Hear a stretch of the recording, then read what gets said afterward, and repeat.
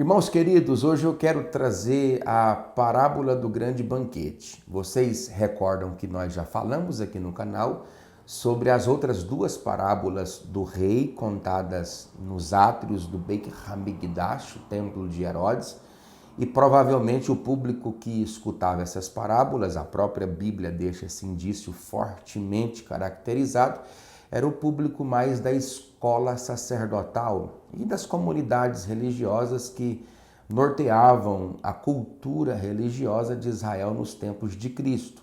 Os saduceus, os fariseus, os essênios, também haviam os zelotes e herodianos. De modo que a primeira parábola, a parábola dos dois filhos, do versículo 28 ao versículo 32 do 21º capítulo, ela mostra categoricamente a rebeldia de Israel. A segunda parábola, também já contada aqui no nosso canal, que é a parábola dos trabalhadores maus ou trabalhadores infiéis, que é do versículo 32 do 21º capítulo até o último versículo desse capítulo, 46, mostra-nos de forma clara e evidente o castigo sobre Israel. E essa parábola, a última das parábolas do rei, que é a de Mateus, capítulo 22, do versículo 1 ao versículo 14, ela mostra categórica e caracteristicamente a rejeição de Israel. Então, as três parábolas, elas completam, um tripé de raciocínio trazido por Cristo através de elementos parabólicos que prometem ou que traziam no seu conteúdo a ideia da rebeldia de Israel, do castigo sobre Israel e da rejeição de Israel. Para falar da rejeição de Israel, Jesus conta uma parábola, a parábola de um grande banquete feito por um proprietário, por um dono, na expectativa de que se comemorasse as bodas nupciais de seu filho. Então você vê aqui a parábola sendo contada em 14 versículos bíblicos e eu quero aqui sintetizar, passar apenas aqui uma pequena observação sobre essa parábola para poder compreendermos melhor os conceitos referentes e inferentes, aqueles que estão nas entrelinhas do texto abordado. Eu estou aqui com um computador, talvez não dê para você ver, a nossa Bíblia, bibliaanotada.com.br, está aqui disponibilizada diante dos meus olhos para facilitar um pouco essa argumentação. De novo, começou Jesus a falar por parábolas, dizendo-lhes: o reino dos céus é semelhante a um rei que celebrou as bodas de seu filho. É interessante você compreender essa ideia. Jesus fala de si mesmo na terceira pessoa, na expectativa de que terceiros, sacerdotes, fariseus, saduceus, escribas, os entendidos da lei pudessem, através da parábola, tanto se colocar no lugar da parábola e se identificar nos personagens ali abordados, como também fazer com que eles, através da inferente proposta pedagógica, pudessem observar como eles estavam rejeitando o ministério salvífico de Jesus Cristo. Eu já trouxe aqui algumas explicações, eu vou deixar aqui depois no card, sobre o porquê os judeus tiveram dificuldade para compreender esse propósito de Deus já revelado, já nas páginas veterotestamentárias com relação ao propósito de Deus através do sacrifício vicário de Cristo. Mas vamos para o que interessa aqui no versículo 3, diz assim: então enviou os servos a chamar para as bodas os convidados, mas eles não quiseram vir. Enviou ainda outros servos com essa ordem: dizei aos convidados: eis que já preparei o banquete, os meus bois e cevados já foram abatidos e tudo está pronto. Vinde para as bodas. Eles, porém, não se importaram e se foram para o seu campo e outro para o seu negócio, e outros, agarrando os servos, os maltrataram e os mataram. Eu coloquei aqui algumas verdades, eu vou fazer uma palhinha aqui para a Bíblia, para dar uma forçazinha, na verdade, Eu vou fazer aqui, vou tirar aqui algumas palavras que eu subtraí desse conceito aqui. A primeira proposta que fica muito bem clara é da possibilidade de nós rejeitarmos um propósito de Deus. Ainda que o propósito de Deus manifesto a nós seja a manifestação de seu Filho. Veja que não é difícil, não é inacreditável o fato de que pessoas que tiveram tudo para aproveitar essa grande oportunidade rejeitaram. Se eu fosse fazer um aplicativo circunstancial, eu poderia colocar também que muitos de nós, em grandes propósitos de Deus, somos capazes de não perceber Deus trabalhando, porque a estética, a aparência, a forma como Deus trabalha difere da maneira como eu queria que ele trabalhasse. Então, como a proposta de Jesus Cristo feria frontalmente com as expectativas daqueles que supostamente deveriam recebê-lo, recepcioná-lo, então eles não aceitaram o propósito de Deus. Aí eu coloquei 3 palavras aqui. A primeira palavra é a palavra descaso. Eu escrevi aqui, ó, a não valorização do sacrifício de Deus, o Pai, por meio do seu Filho, em favor de todos nós. Descaso. Há uma sólida manifestação de descaso. Um descaso total e completo por parte daqueles que deveriam receber o Filho. Uma outra palavra que eu coloquei aqui, ó, a cotidianidade da indiferença. Eu vou repetir. A cotidianidade da indiferença. Olha aqui, ó. Estou cansado demais para isso. Isso aqui está muito bem claro naqueles que, ao receberem essa proposta, esse convite para participar desse banquete, dizem, não, eu vou para casa. A cotidianidade da indiferença. Ou seja, eu sei que o banquete foi feito, eu sei que morreram bois, eu sei que foi feito uma grande festa na expectativa de que eu ali esteja, mas eu não vou. A cotidianidade da indiferença. Existem célebres manifestações de indiferença ainda nos tempos de hoje com relação a propósitos de Deus. Eu até sou estranho aquela frase que diz o seguinte, o melhor de Deus está por vir. Não, o melhor de Deus já veio, se chama Jesus Cristo, nosso Senhor.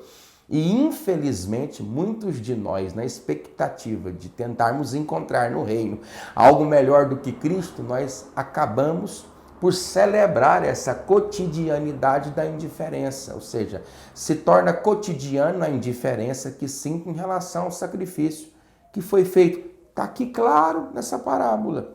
Essa parábola está falando de Israel, eu vou abordar daqui a pouco esse assunto, mas pode ser aplicada também a nós, não só no propósito salvífico de Deus com relação à capacidade que Ele tem de me salvar, mas também nos propósitos múltiplos de Deus na minha vida, que a indiferença da minha postura em relação ao propósito maior de Deus para mim faz com que eu celebre, a exemplo de Israel, esse tipo de comportamento diante de Deus. A outra palavra que eu coloquei aqui, a palavrinha bonita, cotidianidade do trabalho. Se eu vou trabalhar. É interessante que isso aqui fica muito claro, que ela fala, eu estou muito ocupado para Deus. Eu sou pastor há 2 décadas. E eu preciso me ver lidando com pessoas que trazem sempre esse conceito, esse conselho, essa pauta. Pastor, eu estou ocupado hoje não dá, hoje eu não posso, amanhã também não. São pessoas escravas da provisão, escravizadas pela provisão. Porque o objeto do desejo, como sendo a provisão que Deus me deu, pode fazer facilmente com que eu venha substituir o provedor pela provisão. E a exemplo do que eles fizeram, eu estou ocupado demais para poder te atender, ó Deus.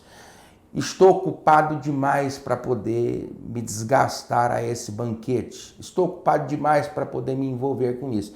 E é interessante aqui que é uma sólida manifestação profética veterotestamentária manifestada aí nas palavras servos, enviei servos. E aí você vê muitos na Bíblia. Muitos que premeditaram, muitos que predisseram a possibilidade de que um progresso de Deus para a humanidade estava por vir, se chama Cristo Jesus, aquele que me liberta de mim mesmo, do pecado, da morte e me leva até ao Pai. Aquele que resgata na terra o Éden, o relacionamento com Deus, a intimidade. E Deus enviou Isaías, Jeremias, Ezequiel e Daniel. A seu tempo e exemplo, manifestaram através de profecias esse conceito desse reino eterno. Oséias, Joel, Amós, Obadias, Jonas, Miqueias, Naum, Abacuque, Sofonias, Ageu, Zacarias, Malaquias. Não há um único livro na Bíblia, mesmo o Pentateuco, os históricos, os poéticos, que não reflitam de forma direta e indireta os servos de Deus convidando a Israel para o grande banquete, mas eles não quiseram. Aqui eu coloco essas palavras que são muito mais voltadas a aplicativos circunstanciais do que propriamente a uma interpretação literalista do texto, para revelar para mim e para você que eu posso facilmente tomar atitudes que fazem com que a minha vida se equipare à vida dos filhos de Israel. E eles rejeitaram. Agora vamos para cá, o rei ficou irado. Ele se ira porque Israel não atende esse convite, ele despreza o propósito de Deus, Israel como um todo, e o rei ficou irado, enviou as suas tropas, exterminou aqueles assassinos e incendiou a cidade. Aqui é uma clarividência, é uma predição categórica, peremptória, indubitável da destruição de Israel. Houve uma revolta dos zelotes. Os zelotes não suportavam, sobre qualquer forma, nem os zelotes e nem os herodianos. Tudo que Roma queria era infiltrar alguém dos seus nesse convívio de Judéia, Pérea, Idumeia, Traconia, de Samaria e Jerusalém. E eles o fizeram quando inseriram Pilatos por causa do problema de Arquelau, Antipas, os demais Herodes, aquele conflito que gerara entre os descendentes de Herodes o Magno. Mas zerotes herodianos não suportavam. Houve uma revolta entre os anos 67 e 68 e em 70 o filho de Vespasiano, Tito, inclusive o que ele fez em Jerusalém, solucionando esse conflito, promoveu a maior diáspora dos filhos de Israel desde 70, aqui, depois de Cristo, até 1948, quando Israel se tornou Estado, nação. Queridos, um massacre total e completo. O Flávio José, nos livros eu tenho lá em casa, As Guerras Judaicas, diz que no pórtico de Salomão o sangue dava no joelho dos cavalos. De tal modo foi a destruição. Aqui é uma clarividência, uma vidência de Cristo no passado, reportando aqui um evento que vai ocorrer aqui 30, 40 anos depois. O rei ficou irado. Agora, mas vamos voltar aqui, esse telefone está atrapalhando. Vamos voltar aqui agora, aonde é que entra, pastor, a comunidade gentílica. Olha, é só uma palhinha, não é grande, não, pastor, uma revelação. Não, senhor, não vou dar revelação, não tem revelação, está revelado. Olha aqui, Então disse aos seus servos, a atitude de Deus, está pronta a festa, mas os convidados não eram dignos. Aí eu coloquei aqui, a indignidade dos convidados manifesta pela recusa do convite. Veja que eu posso me tornar indigno diante da recusa dos propósitos de Deus. Eu estou fazendo um aplicativo circunstancial, mas a ideia aqui do texto é essa. E depois para as encruzilhadas, olha a terminologia, se tem algo que judeu não gosta é de encruzilhada. Lembra da narrativa de Jesus com relação à parábola do bom samaritano? Lembra daquele processo periculoso entre Jerusalém ao descer até Jericó? Havia ali um período de 1000 metros, um local de 1000 metros, inclusive Roma fez um forte ali para poder consubstanciar as situações proeminentes de periculosidade. Jesus reporta, na parábola do bom samaritano esse caminho difícil ali de Jerusalém para Jericó, onde salteadores se avolumaram nas encostas e montanhas para surupiar, maltratar, matar e roubar as pessoas. Se tem algo que judeu não suporta, é encruzilhada. Você quer ver encruzilhada bem encruzilhada para um judeu, um samaritano. Inclusive, das 3 orações de um judeu ortodoxo, era obrigado por eu não ser samaritano. Isso é um caminho de encruzilhada. Né? Ide pelas encruzilhadas dos caminhos. Está muito claro que é um atalho, não é o propósito final e objetivo. É algo que se aplica a nós por elemento de circunstancialidade e que revela a extensividade desse reino. Escuta aqui, ó. E convidai para bodas a quantos encontrarem. Eu coloquei aqui mais uma verdade, né? Olha aqui, ó, encruzilhadas, becos, vielas, né? Uma clara manifestação da extensividade do reino. Oh, glória! É por isso que você é brasileiro, asiático, europeu, oriental, todos nós, os que, de forma comparativa, Jesus chama de encruzilhada, né? Vai para as encruzilhadas. Não é o caminho, mas não é o caminho, mas vai. Mas não é, mas vai, busca. Ele veio para os que eram seus, é a melhor definição, mas os seus não o receberam. Mas a todos quantos o receberam, deu-lhes o poder de serem feitos filhos de Deus, a saber, os que creram no seu nome. João 1,12. Mas vamos aqui, ó, olha que coisa. E saindo aqueles servos pelas estradas, reuniram a todos que encontraram. Eu coloquei aqui, ó, extensividade. Eu gosto disso porque o propósito de Deus ele é extensivo a todos e aplicativo àqueles que recebem. Porque o fato de ser extensivo a mim não significa que eu vou aceitar o convite. Israel não aceitou. Então, ele é extensivo porque se estende a mim. Agora, decidir se entro na festa é uma decisão clara, evidente e que pode ser abordada aqui, até naquelas discussões que eu não vou entrar na pauta agora, mas você sabe o que eu estou falando. Deixa para outro vídeo. Uma outra coisa aqui, ó, é graça, maus e bons. Eu coloquei aqui graça. Aí eu coloquei, olha a frase aqui, ó, não é a bondade e maldade que sacramenta o caráter do processo de escolha. Olha, não é a bondade e nem a maldade. Por quê?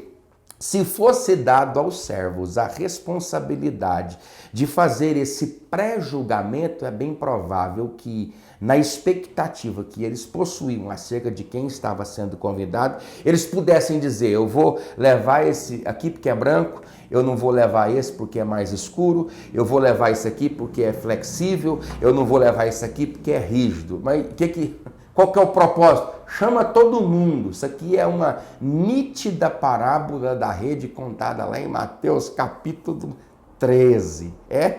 Bota tudo no pacote. Mas olha aqui, ó. Olha que coisa. Regeneração. Eu coloquei isso aqui, sabe por quê? Porque o fato dele convidar pessoas que não são boas, né? Que ninguém é bom. Pastor, não, ninguém é bom, meu irmão, ninguém é bom. Você não é bom, não, nem eu sou bom, ninguém é bom. Bom é o Senhor. E o que é bom em mim é porque foi transferida para mim a natureza de Cristo. Quem faz isso, pastor? O Espírito Santo. O Espírito Santo transplanta em mim, igual ele fez em Maria, eu já falei aqui mais de 10 vezes. Em Maria ele transplanta para o ventre, em nós ele transplanta para o coração. E ele forja em mim a natureza de Jesus, que se manifesta em mim através de um sacrifício, corvã. Ou seja, na presença de Deus, alguém tem que morrer. Então, quanto mais o Presley morre, mais essa natureza aparece. Quando eu grito, quando eu xingo, quando eu discuto, quando eu descontrolo, quando eu odeio, quando eu não perdoo, é a natureza do Presley sufocando a natureza de Cristo. Deu para entender ou tá difícil? Agora aqui, ó, regeneração. Porque o fato de colocar todo mundo lá no pacote não significa que todo mundo vai ficar do jeito que está, não. Foram lhes dado vestes nupciais. Não, calma aí, ó. Uma clara evidência de pessoas que ainda se encontram na igreja, mas não estão a caráter. Por quê? Porque o rei decide. Eu não vou ler não, para não virar os olhos de você. o rei decide fazer uma acariação dos convidados. E ele percebe que tinha um indivíduo que não estava vestido a caráter. E ele chama o indivíduo e fala assim, mas cadê sua roupa? A roupa, as vestes nupciais. Aí eu coloquei aqui, uma clara evidência de pessoas que estão na igreja, mas que não estão vestidas a caráter. A figura de linguagem para determinar esse processo é a figura de uma vestimenta nupcial, ou seja, as pessoas precisavam estar vestidas a caráter e é bem provável, possível, caracteristicamente comprovado que os servos trouxeram-lhes estas vestes, mas que esse indivíduo, essa personagem entra sem a veste. Então, a veste, preste atenção, eu vou fazer uma inferência, a veste do indivíduo, parafraseando, determina nesse conceito se ele está apto ou não para participar do banquete. Eu coloquei aqui, existem muitos estilistas, eu coloquei aqui 3 marcas fundamentais de estilismo cristão. Eu coloquei só para arrupiar o seu cabelo. A primeira, arrependimento, vestes de arrependimento. É uma veste natural, sólida. Inclusive, o batismo, ele tem poder? Tem. O poder do batismo, ele é memorial, assim como é o poder do pão e do vinho. Nós não cremos em transubstanciação de pão e de vinho. O pão fica pão, o vinho fica vinho. O que ocorre não é transubstanciação, é consubstanciação. É ligada à figura do pão à imagem do corpo.